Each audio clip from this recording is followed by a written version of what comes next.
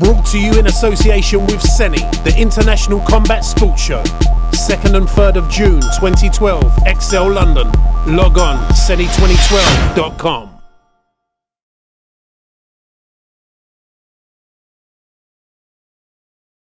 Okay, this is Michael Pepper for MMABay and MMABay Radio with K-1 World Grand-Prix champion Alistair Overeem. Thanks for joining us, Alistair. So you're in the UK at the minute on a seminar tour with Fighters Inc. How have you found the UK since you've been here, and how did the first seminar go? Well, it's been a while that I've been here. Last time I was here was 2002. Of course, I was born in England, so I'm double nationality actually, the Dutch as well as English. Yeah, and actually it's like it's exactly the same. Like I never left. I mean, the infrastructure is still the same. There's some modern new buildings, but the people are the same. The mentality is the same. So in that sense, it's basically the same as I left off. But yeah, I do notice that the MMA scene has become bigger. Yep. I know they have a lot of fans, and also because of the UFC. UFC has been here, has promoted shows here. I believe UFC is on television here. So yeah, in that sense, MMA scene has become bigger, more professional, and that, in my sense, is always a good development. Okay, you've been all over the news of late for various reasons. First of all, going back to June, you avenged your 2006 loss to Fabrice Overeem, defeating him in the quarterfinals of the Strikeforce Heavyweight Grand Prix. How did you think you got on that night? What was your thoughts on your performance? Well, I have to think back a little bit. Well, after the fight, of course, you satisfied that you won the fight, but I didn't win the fight by way of knockout, as I wanted. Yep. Yeah, but on the other hand, the fight went the way it went. Yeah, thanks. I'll leave these on here for you.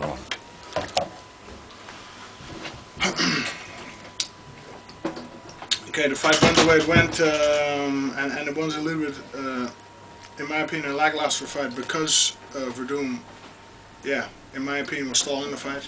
If you keep jumping back into guard, yeah, then there's not going to be any exchange because somebody is yeah, desperately wants to fight in the guard. And I think the fans see that. I think, of course, some fans will blame me, but I think overall the fans will blame Verdum for not willing to fight, not willing to trade, and yeah. Because if you, in my opinion, if you keep jumping guard, it's the same as in a boxing fight. Keep clinching up with your opponent, yeah, then you're not punching, but he can also not punch. And the guy who's grabbing and holding and clinching, that's the guy who, yeah, who's stalling the fight. Okay. And he stalls the fight to not get hit. I understand that because, of course, I punch really hard. I'm the K1 guy. I'm the striker, but yeah, it just doesn't look good. Doesn't look good for the fans. The fans who bought a ticket to see the fight. So yeah, you have to fight. You have to fight. And I already knew before the fight he's either going to be knocked out or he's going to stall the fight. He's going to run away, have to get after him, or he's going to go to guard all the time. I didn't expect him to go to guard all the time because I thought there would be a moment that he would slow down and I would get him, but I didn't, and then yeah, it just ended up this way. Okay, not long after Nevertheless, it was a dominant performance. I got on top every time. I took him down every time. So nonetheless, it was dominant. But it was to come to the conclusion. It was not the knockout that I wanted. Okay. Not long after that fight, you started talking about maybe moving over to boxing and fighting one of the Klitschko's if that's what the fans wanted to see. I mean, some of the fans did come out afterwards and have said maybe you were trying to use the same sort of tactics that Nick Diaz had used. Where he was talking about going boxing, and then all of a sudden the UFC stepped in and offered him a contract. Firstly, how do you think you get in a boxing match against one of the Klitschko brothers? And was that at all a negotiation tactic between you and the UFC? Well, the whole boxing thing came along with, and it's been taken a little bit out of context. Okay. I was on a seminar tour in Poland, and there I attended before a seminar in I don't know what the city was called, but before the seminar I attended a press conference, and it was a press conference of a boxing match. This Polish boxer, I don't recall his name, fighting an American boxer, I believe, or an English boxer, And there the Polish reporter asked me, hey, what would you think of a fight, of a boxing match? And of course he knew I participated in the K-1. I am actually an MMA fighter, but I participated in the K-1, and that resulted in me winning the K-1 title 2 years later. And I was like, well, K-1 is also a different sport outside of our sport, so boxing would be for me a nice, I'm a guy who likes challenges, so it would be a new challenge. And of course I've been kickboxing for the last 16 years, so kickboxing is not the same as boxing. But of course I can throw a punch, and I believe if I dedicate myself to it, I can break some bones in it. So how would I fare in a boxing match? I don't know, because I've not done it yet. But I know if I commit myself to it, and given the right preparation, the right sparring partners, and the right coaches, right trainers, I'm sure I can break some bones. Okay, soon after that was the disappointing news that you'd been axed from the Strikeforce Heavyweight Grand Prix. It's also been reported that you've been released from your Strikeforce contract and stripped of the heavyweight title. But then last night I noticed online that manager at Golden Glory, Bas Boone, had said you're currently in a negotiation period with Zuffa, and you've not necessarily been released from your contract, and you've not necessarily been stripped of the title. Can you clarify the situation? Are you currently negotiating with Strikeforce or the UFC at present? Yeah, well, I'm not negotiating myself. Management is negotiating. Well, of course, they keep me up to date with what's happening, and indeed, I am in an exclusive negotiation period. So that's basically what's happening now. We're talking, and yeah, if we can find common ground, then we can work together, and if we can't, then we're going to depart. Okay, are you talking to the UFC or Strikeforce, or is it not really decided which promotion that you'll probably return to if you were to return? Well, yeah, UFC and Strikeforce is one now. So yeah. We're talking to them. So you're just talking to Zuffa, and then from there you'll decide. Yeah, and of course, for me, yeah, I want to fight in the UFC. There's the best guys, but it has to be at the right terms. Yeah, so we're just gonna have to wait and see. For me, I have options. I have other belts, so I can defend those belts. I can fight at those organizations. For me, I'm a fighter. I like to fight. I like to fight as much as possible. So for me, luckily, I'm in a position that there are options, and then yeah, you can see what is best, what suits me best, and then we'll go from there. Yeah, like you say, you are the dream heavyweight champion. You're the K-1 World Grand-Prix champion.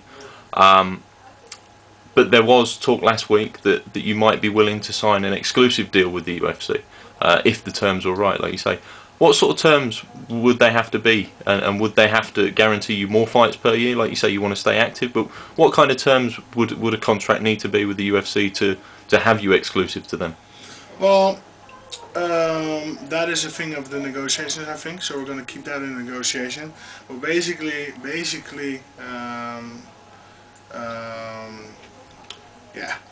If I can't do what I want, and that is fight a lot, and if I can't defend my dream and my K-1 title, and Strikeforce, if I can't do that anymore, well, Strikeforce is now part of UFC, but if I can't do that anymore, that means I have to give up stuff. I have to give up these titles. Yep. And yeah, that is worth something, I think.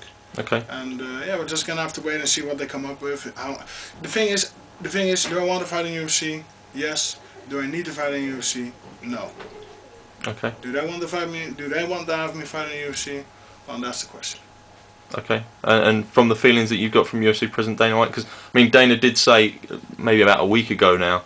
He said although you'd been dumped from the heavyweight Grand Prix, he would love to have you in the UFC at some point.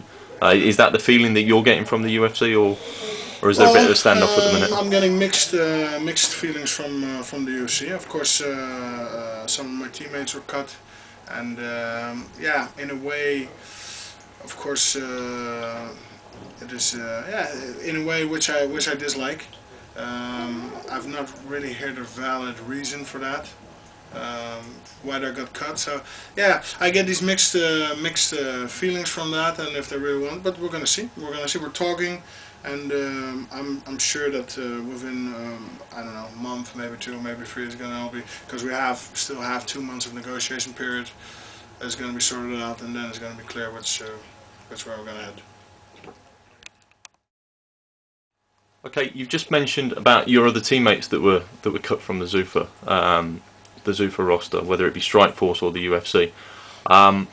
It seemed that the UFC were basically saying that the problem was the fighter payments, who was getting paid, that the payments were having to go to Golden Glory because that was something Golden Glory insisted in, and Zuffa would prefer to pay the fighters direct, and because there was no budge with Golden Glory, that they decided to axe the fighters.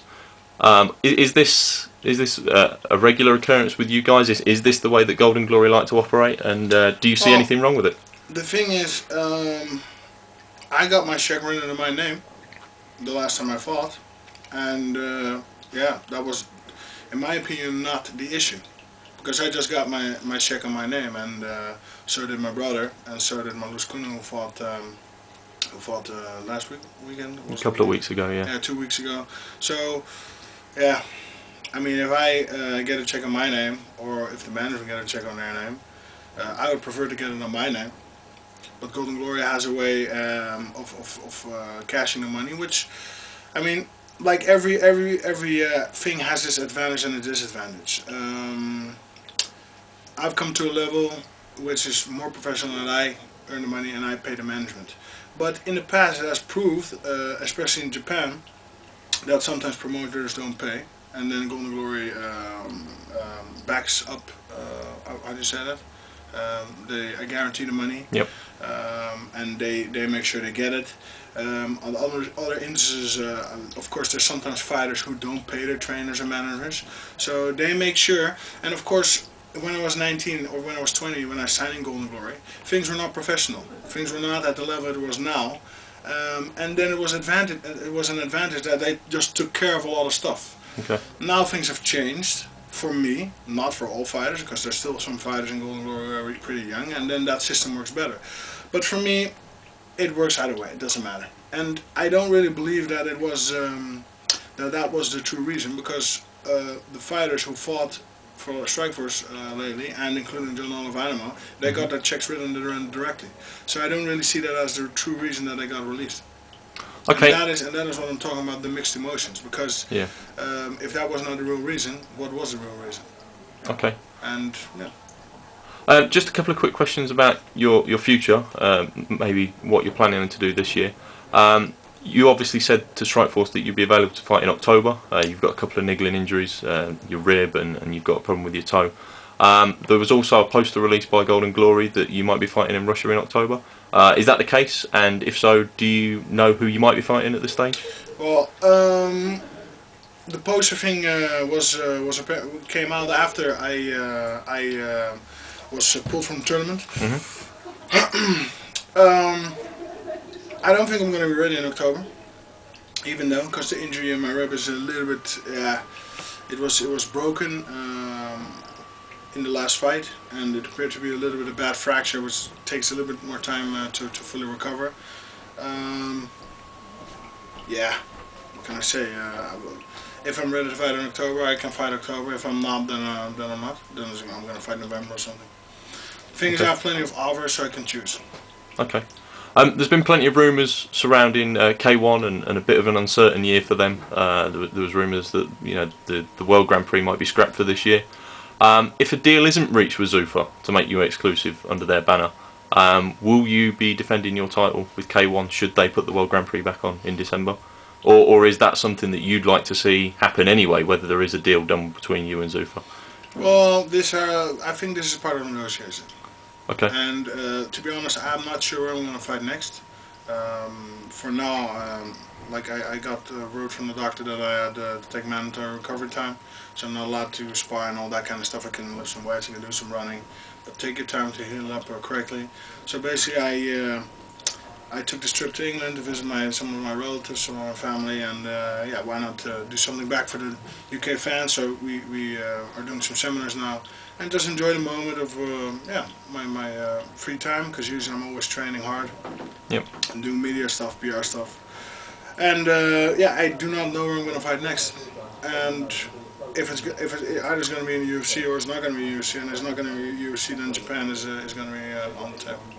Okay, one final question. Many fighters have someone in mind who they'd love to fight coming up.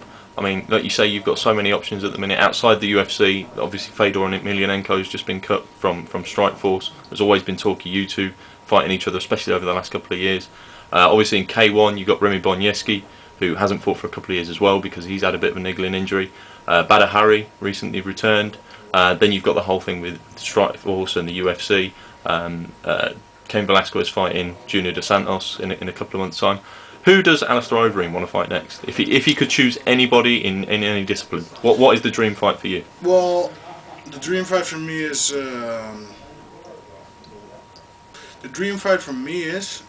to directly fight for a UFC title. Okay. That's something that would arouse me. Okay. Or infuriate me. And you'd like to go straight into the UFC and fight for the title? Yeah, because I already hold the other 3 titles. I hold the Strikeforce, the Dream, and the K-1 title. Which other title is there? So this fight, that would make me champion of all belts. That would interest me. Any other fighter, I mean, if I look at Fedor declined to fight me twice on 2 occasions. That was before the Brett Rogers fight, and that was after his Verdun fight. I challenged him twice. I tried to make the fight happen. They didn't accept, so I kind of dropped that out of my system, and I'm like, okay, just forget about him. I mean, I'm a fan of his fighting style, but I think that fight is not interesting now anymore.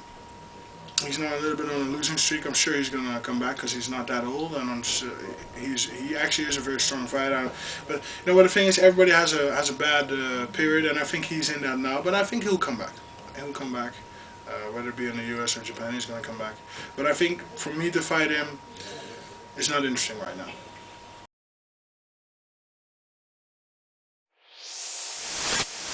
Brought to you in association with Seni, the International Combat Sports Show.